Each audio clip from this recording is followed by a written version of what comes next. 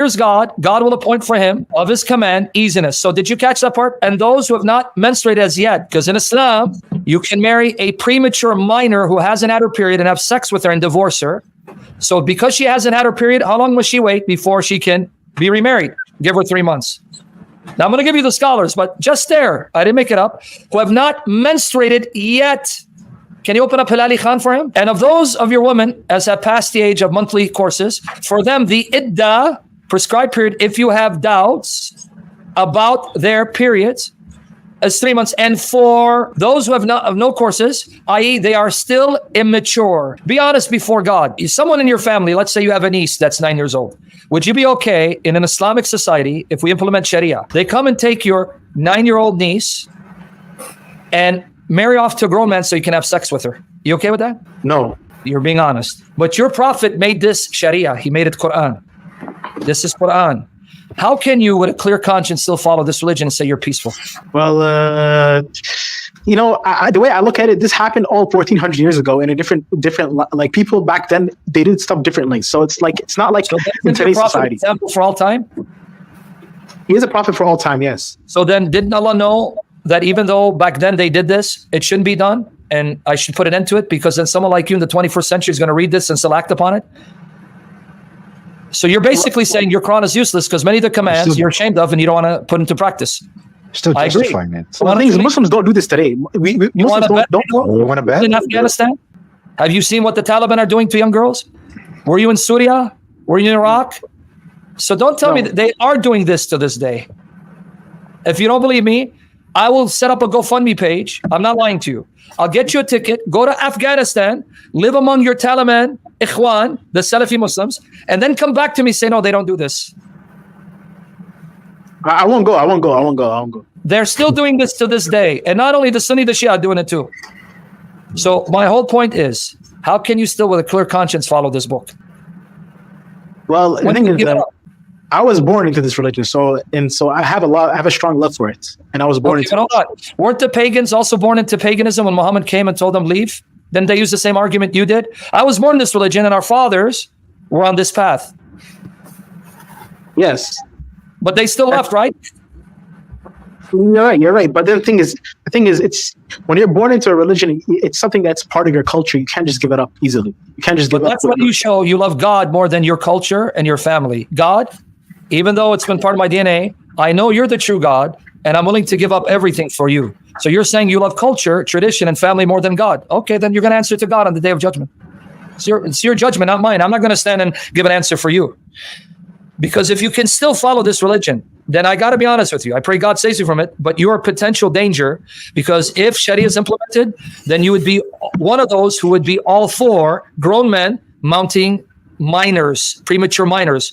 Do you understand the psychological, physiological damage that does to a premature girl who doesn't know anything about intimacy to have a grown man do that to her? Now, of course, it's going to be a huge problem, of course. So why did your prophet do it to Aisha? Well, that was 1400 years ago. That's a different time. But he's a prophet for all time, and he's supposed to set a standard for all people. Did he not know that if I sleep with a 9-year-old who's playing with dolls and on swings, I'm going to cause her psychological, physiological damage, and I'm supposed to be an example for all Muslims to follow, and they're going to follow my example even in the 21st century? I thought Allah knows all things. Allah does know all things, yes. So then why did he have your prophet do that to Aisha? Well, Muslims say that Aisha was mature. She hit puberty. That's what we heard. Okay, so you're saying, okay, let's go with it. It's not true. I have the hadith. A 9-year-old playing with dolls on swings is mature enough for a 54-year-old man to mount her and then leave her a widow at 18 where she can never marry again. Be honest. Are you okay with that? You put it in a way that obviously, like if the way you No, it's not. I'm putting it. I'm stating the fact, and your heart is hurting you. Do you know why? Let me tell you why. Romans 2:14-15, the true word of God says, God wrote his law in your heart and the Spirit is convicting you. I'm putting it as facts. I didn't exaggerate. It's your hadith that says she was playing on swings and with a doll when your prophet, when they took her, put her on his lap and he took her to his house and he deflowered her at the age of 9, he's 54. It's hurting you and you know it because the Spirit is trying to get your attention. He's telling you, wake up. This is not from God. It's from the pit of hell. So when are you going to leave this man? He's not your example. Jesus is your example. Well, Muhammad is the best person who ever lived in history. So that's better than Jesus, who never raped any women, committed adultery with any women, who never mounted a 9-year-old, who never told his followers to do the same thing. So he's better than Jesus. Muhammad is not even as good enough as Paul. Paul was just a man, and yet Paul never committed adultery, never took captives and raped them, never married a 9-year-old and deflowered her, remained pure and holy because his example was Jesus. Muhammad is not even as good as Paul, let alone Jesus. What are you talking about? I just want to read the hadith really quick. So it says, narrated, Aisha said that the messenger of Allah married me when I was 6 and consummated the marriage with me when I was 9, and I used to play with dolls. And what's the grade? Sahih from Sunan an-Nasai. Yeah, and it's in Muslim and it's in Bukhari, and even Ibn Kathir says no one disputes. Nobody. Ibn Kathir commenting on this age, nobody disputes this was her age. What are you going to give up? My friend, you understand a 54-year-old that makes him old enough to be her great grandfather? Well, what are you going to walk away and follow? Here's my challenge. I don't want to keep going after this. Do me 2 favors. Just do me between you and God. No one's watching you. Number 1, cry out to God. Say, Allah, if you're the true God, I need you to show yourself to me. And if Islam is the truth, show yourself to me, because you make dua from your heart. Okay. But if Islam is not true, show me what is the truth. And if it's Jesus, I'll accept it, whatever is true. That's number 1. And number 2, here's what I want you to do. Not to convert. I dare you to pick up the Gospel of John. Just read the Gospel of John. Just read it. Nobody watching you, by yourself. You don't answer to me. You don't come and tell me you did it. But here's my challenge. Open up the Gospel of John. Just read it. It'll take you maybe an hour, but don't rush through it. And tell yourself, when you hear his words and see his miracles, ask yourself, can Muhammad even come close to this man? That's all I'm asking you to do, these 2 things. Between you and God, because if you die, I die. If you're wrong, you're going to hell, friend. If I'm wrong, I'm going to hell. The most important question you can ask yourself is, who is the true God? And do not care what people think, because those people won't judge you on the day of judgment. The true God will judge you. But if you love your reputation and your family more than God, God will judge you for that. I just want you to do these 2 things. Could you do that? Okay, then. All right. And I don't want to give you any more. I want to leave you with this. So let's leave with this. Okay. Say that prayer, read the Gospel of John. And then if you have more questions, come back. But I just want to leave you with this for now. Okay, I'll leave. I'm done for the day. Okay. Awesome. So that means you don't even care with the kind of teachings you find in the Quran, that if you have the upper hand and if you're called to jihad, fi sabilillah, you would do with no shame, right? If it's in Islam, then yes. Of course. So you're okay with chapter 4, verse 24. If you take a woman captive, jihad, spoils of war, and she's married, and the Quran says she's lawful for you because by taking her captive, you dissolve the marriage, and you can have sex with her. You okay with that? I'm not sure if it says that. If it says that, then I have to open up chapter 4, verse 24, and I'm going to give you the Sahih Hadith. It has an historical background. I'm not giving you the historical background. The background was the Muslims went to war at Autas. This is Sunan Abu Dawud. It's Sahih, and they took beautiful captive women in a ghazwa, an expedition sent by Muhammad. And these women, their husbands were alive. They didn't want to touch them. And Allah said, you can touch them. Just make sure they're not pregnant. I'm going to give you the historical context, but let's first read it. 424. And wedded women, meaning married women, you cannot touch, save except what your right hands own. So if there's a married woman, you can't touch her except those that your right hands possess. Now let me get you the hadith for this historical context. He's reading it already and he's shocked. Do you want me to read it for you? See, he's shocked. You see his reaction? See? By your action, I can tell you that because you bear the image of the true God, it's not a face, it's bothering you, which is good. There's hope for you. So let me read it. Sunan Abu Dawud, Kitab al-Nikah, Abu Sayyid al-Khudri said, the apostle of Allah sent a military expedition to Autas on the occasion of the Battle of Hunain. They met their enemy and fought with them. They defeated them and took them captives. Some of the companions of the apostle of Allah were reluctant to have relations with female captives because they're pagan husbands. So Allah, the Exalted, sent down the Quranic verse, and all married women are forbidden unto you, save except those captives whom your right hand possess. So your God said, don't worry about it. You can have sex with them. This is to say that they are lawful for them when they complete their waiting period. Only thing you have to do is make sure they're not pregnant. Because if you have sex with them, they're pregnant. You don't know if it's your child or their husband's child. So be honest with me, since you have no problem. If you're living at the time Muhammad, theoretically, and Muhammad sent an expedition to attack your village, he took your mother captive, your sister captive. I don't know if you have a wife and daughter and your grandma, and they were taken captive and they had sex with these women. Are you okay with them doing that to your mother, your grandmother, your wife, your sister, your daughter? No. Say it again? No. So then why are you okay that Muhammad did it to other people's mothers, wives, daughters and sisters, because that's what he did. This is the historical context. So are you okay that he did it to other people's women when you're not okay if he did it to your women? Well, that's like, that happened at a different time, in a different context. It's not not been abrogated. Be careful. This is Quran. It's not mansukh. It's not abrogated. This is why when Muslims attack today in jihad, they still take captives and rape them. Tell me where the Quran says this is no longer applicable if you're in jihad. Well, fear Allah, because you're going to answer to Allah for every mistake you make. That's a tough question. I can't answer. I'm not a scholar. I can't answer. It's a tough question. Good. Even your scholars can't answer it, because they'll tell you, yes, you can. And you know in your heart, because I can see reaction, this is evil. This is wicked. This is adultery. To take my wife and then have sex with her in front of my eyes, just because Allah allowed you to do it, this is disgusting. Condemned by the true God revealed in Jesus. Leave Islam. Yes. Please, you cannot have this.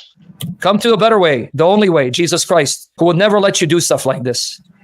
He would never let you do stuff like this. You agree? Allah, who's perfect and flawless, sometimes he speaks better than other times. Some ayats are better than other ayats. But the ayat is speech. It's Allah speaking. Yes, it is Allah speaking. So that means sometimes Allah speaks better than other times. That's what it says. Yes, it says that. So your God improves in his speaking ability over time. Okay. I'm all right. It's all right. It's just saying. I'm not putting you on the spot. I just want you to deal with what your Quran says. You really believe that, peaceful Muslim? Well, yes. If it's in the Quran, I believe it, because I believe whatever comes from Allah. I believe everything that comes from Allah. So yeah. How does that make sense though? Like Allahu alam billa kayfa. You don't try to use reason, then he'd be a mutazzili. What's wrong with you, Avery? Man, I guess I'm losing it, Sam. I thought I could reason with my Muslim. That's why you're not a Muslim. May Allah lighten your path. Yeah, my heart is darkened. May Allah guide all of you. We'll come to abrogation a little later. I think this is just so we can figure out, you accept whatever the Quran says, and you do admit, since every ayat of the Quran is a speech of Allah, and some ayat are better than others, so Allah speaks at times better than at other times.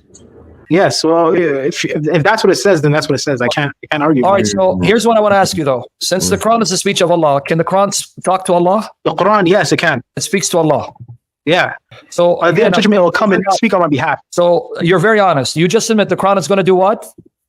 Speak on my behalf. Yes. So the Quran is Allah's speech, and yet the Quran will speak to Allah. So is this Allah speaking to himself? Well, the Quran is not Allah. It's different than Allah. But it's his speech. It's Allah speaking.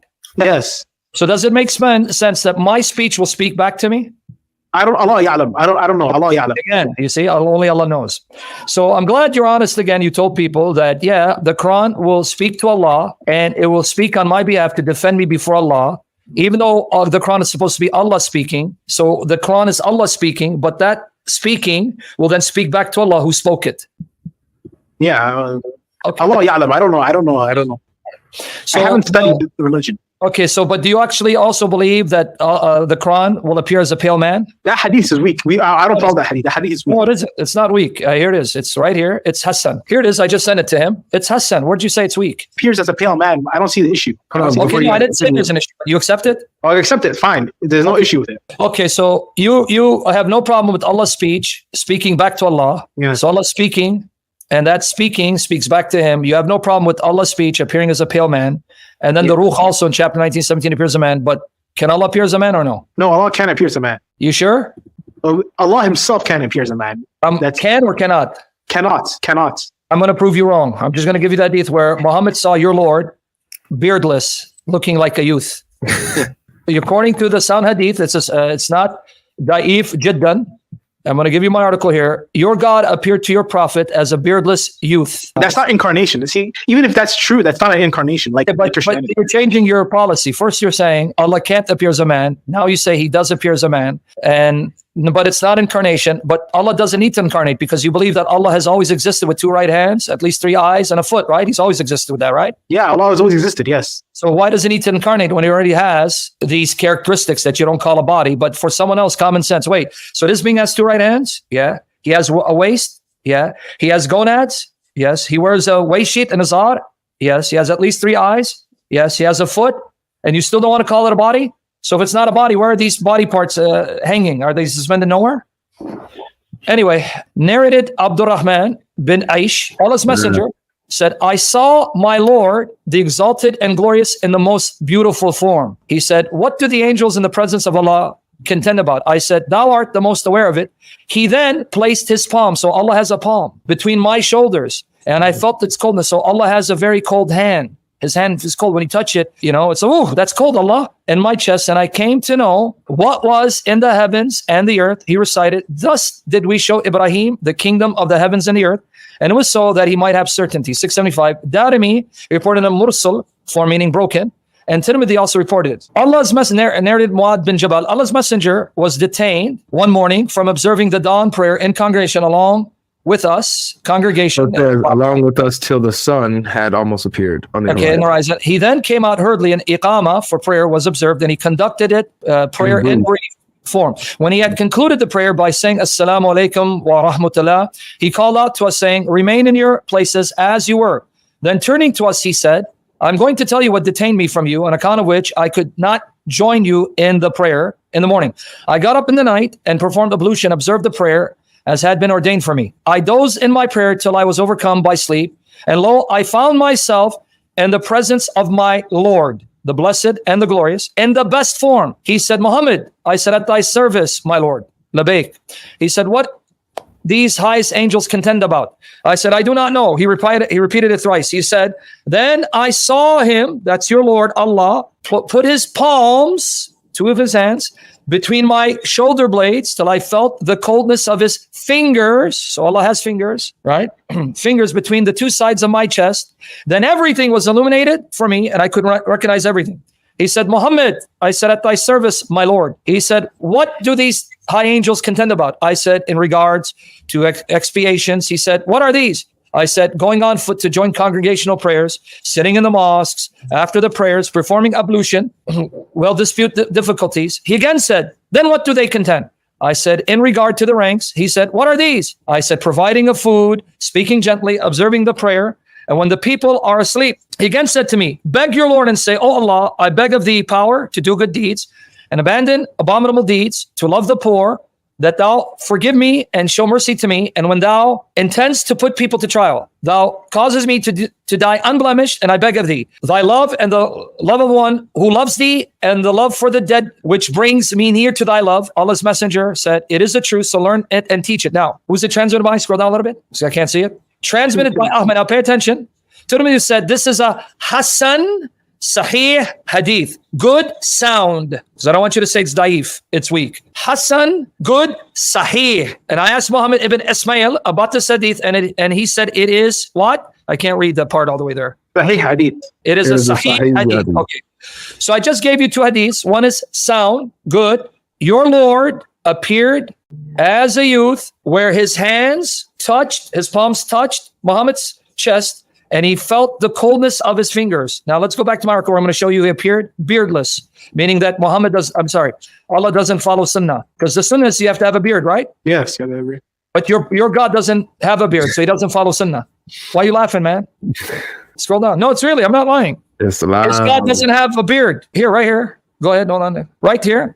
I saw my Lord in the most beautiful form, like a youth with abundant hair. And who narrated? Now notice the grading. Al-Darqutni. Kitab al-Ru'ya, okay, it gives you the numbers. Similar reports from al-Tufail, Anas bin Malik, Muad bin Afra, Ibn Umar, Aisha, Ibn Abbas, reported by Tabarani, Ibn Abi Asim, Al-Bayhaqi, Al-Suyuti, Al-Haythami, Ibn Adi, Al-Baghdadi. Here's another one.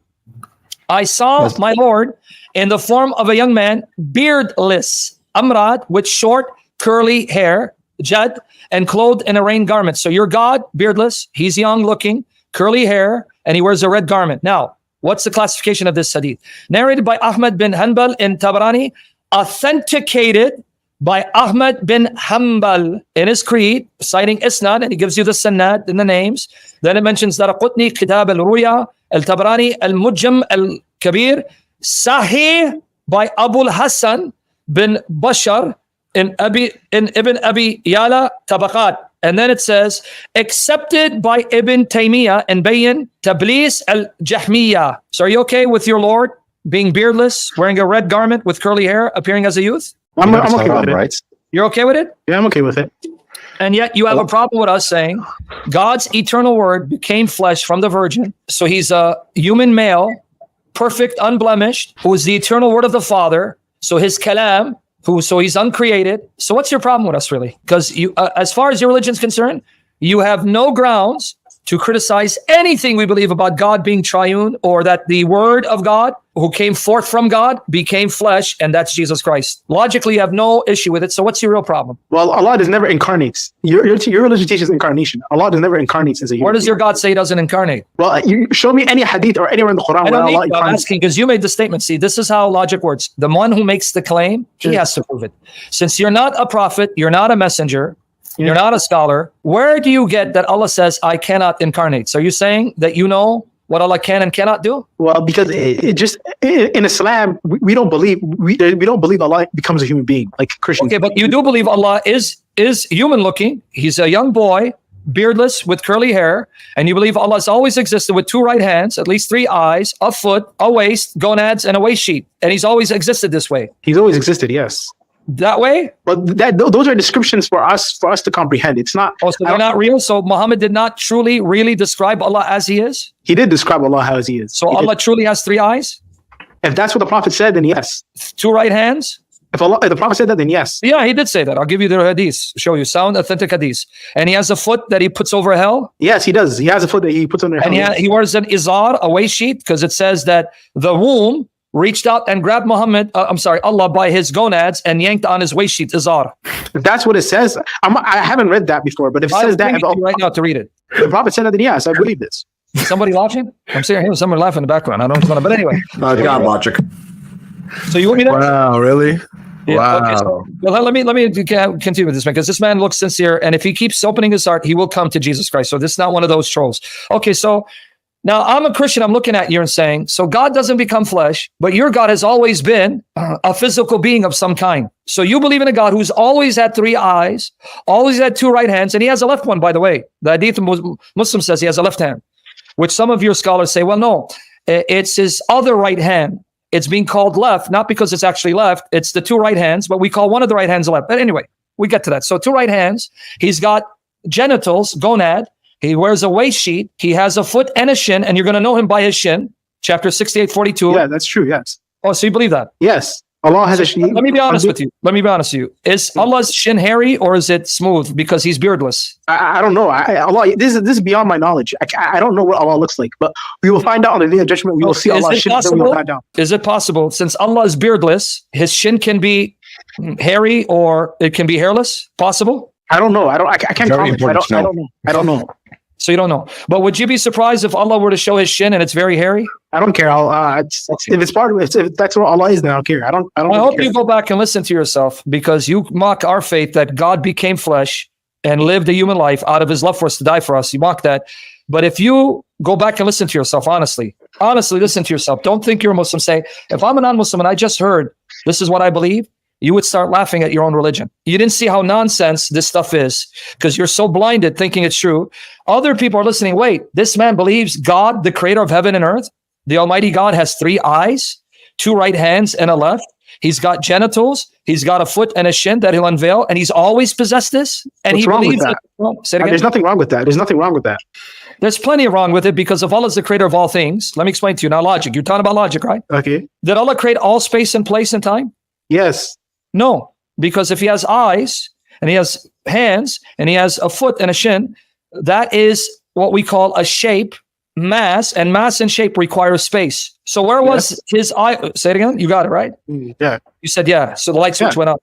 So that means there is a certain space and place Allah did not create, because that's the space and place where his eyes and his hands and his shin must exist. So Allah did not create all space and place. So you don't believe Allah is the creator of all things.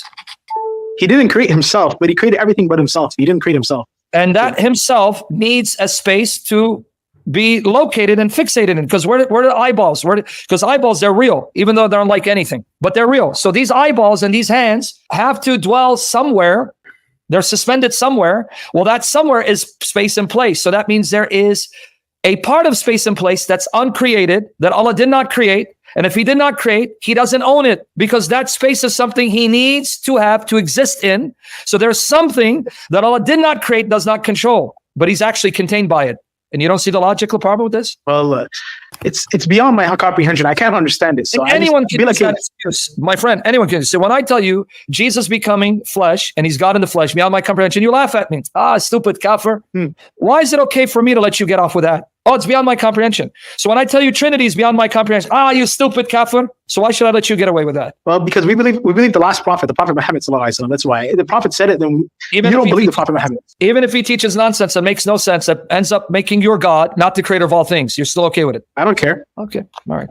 So that means you don't even care with the kind of teachings you find in the Quran, that if you have the upper hand and if you're called to jihad fi sabilillah, you would do with no shame, right? You okay with that? Yeah. Well, if it's in Islam, then yes.